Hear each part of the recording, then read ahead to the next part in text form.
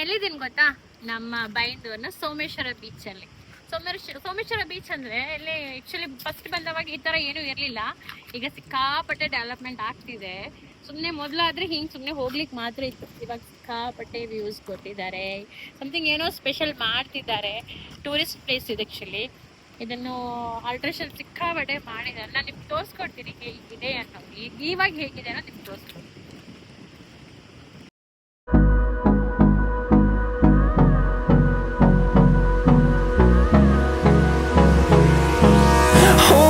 Close till I get up. Time is barely on our side. I don't wanna waste what's left. The storms we chase are leading us, and love is all we'll ever trust. Yeah, no, I don't wanna waste what's left. And on we'll go, through the wastelands, through the highways, till my shadow turns to sun rays. And on we'll go, through the wastelands, through the highways. And on we'll go.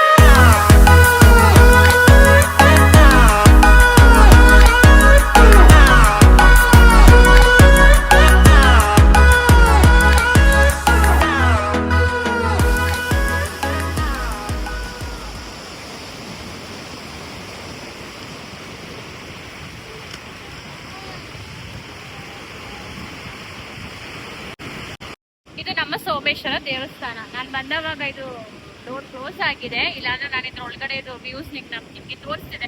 ತೋರ್ಸೋಗತ್ತಿಲ್ಲ. Almost ಇಲ್ಲಿರುವ ನಮ್ಮ ಬೈಂದೂರ್ನ ಎಲ್ಲರಿಗೂ ಗೊತ್ತಿರುವಂತ ದೇವಸ್ಥಾನ, ಪುರಾತನ ದೇವಸ್ಥಾನ. But ಗಾಳಿ ಇದೆ, ಅದಕ್ಕೆ ನಿಮ್ಗೆ ನನ್ನ ವಾಯ್ಸ್ ಕ್ಲಿಯರ್ ಆಗಿ ಕೇಳಿಸ್ತಾ ಇರ್ಲಿಕ್ಕಿಲ್ಲ. ಬಟ್ ಇದಕ್ಕೆ ತುಂಬಾ ಹಿಸ್ಟ್ರೀಸ್ ಇದೆ. ಟೆಂಪಲ್ ಓಪನ್ ಇಲ್ಲ, ಇಲ್ಲಾಂದ್ರೆ ನಾನು ಇದ್ರ ಒಳಗಡೆ ವ್ಯೂಸ್ ನಿಮ್ಗೆ ತೋರಿಸ್ತಿದೆ. ಚೆನ್ನಾಗಿದೆ ಟೆಂಪಲ್. ನಾನೊಂದ್ಸಲ ಹೋಗಿದ್ದೆ ಟೆಂಪಲ್ ಒಳಗಡೆ. ಚೆನ್ನಾಗಿದೆ, ಕುತ್ಕೊಳ್ಳೋಕೆ ಚೆನ್ನಾಗಾಗುತ್ತೆ. ಇಲ್ಲಿ ಮಧ್ಯಾಹ್ನ ಹೊತ್ತಿಗೆಲ್ಲ ಯಾರಾದ್ರೂ ಬಂದ್ರೆ ಟೆಂಪಲ್ ಹತ್ರ ಕುತ್ಕೋಬಹುದು.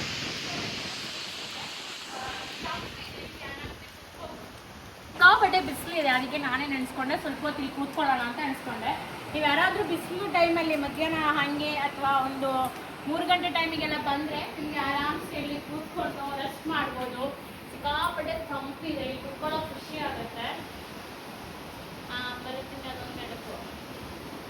ಅದನ್ನ ಪ್ಲ್ಯಾನ್ ಮಾಡಿ